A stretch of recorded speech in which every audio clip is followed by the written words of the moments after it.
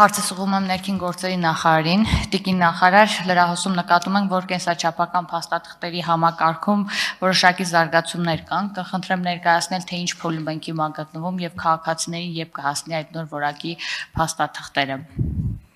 Շնորհակալություն հարցադրման համար, Տիկին Ղազարյան, այս պահի Հանրապետությունում կենսաչափական նոր համակարգի ներդրման աշխատանքները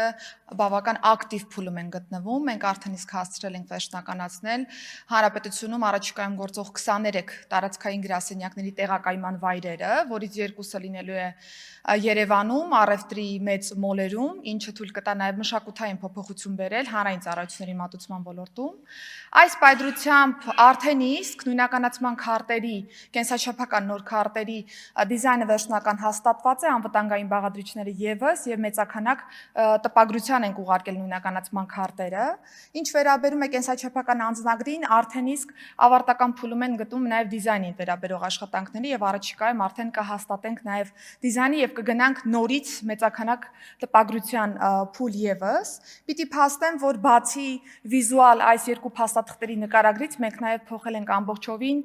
գրասենյակների մոտեցումը ծառայությունների մատուցման տեսանկյունից եւ մենք արդեն 2026 թվականի աշտանը կնկատենք հեղափոխական փոփոխություն միգրացիա եւ քաղաքացիության ծառայության կողմից մատուցվող ծառայությունների տեսանկյունից եւ այն գրասենյակները, որ այս պայծրությամբ ոչ բավարար պայմաններում ծառայություններ են մատուցում մեր քաղաքացիներին, կտեսնենք, որ 180 աստիճանով տարբեր ծառայություններ ենք մենք ունենալու արդեն 2026 թվականի աշնանը։ Փաստեմ նաեւ, որ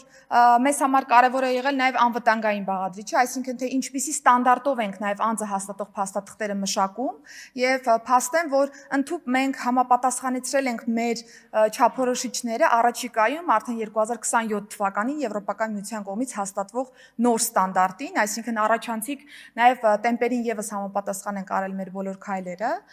Նշեմ նաեւ, որ այս տեսանկյունից արդեն վաղը կունենանք մեր ֆրանսիական ընկերության հետ բորդի համապատասխան հանդիպում, որտեղ որ հստակ վերջնաժամկետները նաեւ կսկսենք ֆիքսել կոնկրետ process-ների, որը արդեն մեզ թույլ կտա 2026 թվականի աշնանը այս ծառայությունները մատուցել մեր քաղաքացիներին։ Շնորհակալ եմ շատ, օգտվելով արձագանքի իրավունքից, Տիկին Սարգսյան կուզենայի նաեւ մեկ այլ հարց տալ, այսքան խոսվեց հանցանքների մասին, արդյոք ըստ ձեր կողմից կասեք, հանցանքները նվազել են, թե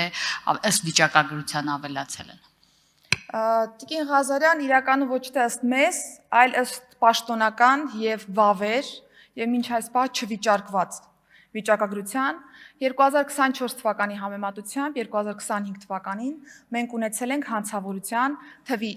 թվի նվազում 3.2%-ով։ Սա շատ կարևոր ցուցանիշ է, որովհետեւ մեր գործընկերները տարբեր հարթությունում այո կարող են խոսել որոշակի ամիսներին, որոշակի ինտենսիվության դեպքերի մասին, որոնք սակայն ընդհանուր պատկերում որևէ ձևով չեն բերել հանցավորության աճի, այլ հակառակը, մեր թիրախային քաղաքականության արդյունքում մենք արձանագրել ենք, որ հանցավորության տեմպերը նվազել են եւ մենք ունենք 3.2% նվազում այս տեսանկյունից։ Ընդ որում մենք այս տարի աշխատել ենք նաեւ վիճակագրական մեթոդաբանության փոփոխության վրա, որպեսզի այն պատկերը, որը մենք ցույց ենք տալիս հանրությանը, դա լինի ռեալիստիկ, բնութագրի կոնկրետ տարվան, այլ ոչ ինչ որ հավաքական թիվ լինի, եւ մենք չկարողանանք կողմնորոշվել կոնկրետ տարում ինչ է կատարվում, եւ քանի որ բռնություններից խոսվեց, կարճ ուղղակի ասեմ, որ մարդու դեմ ուղղված հանցագործությունների մասով եւս 2025 թվականի կտրվածքով ունեցել ենք նվազում։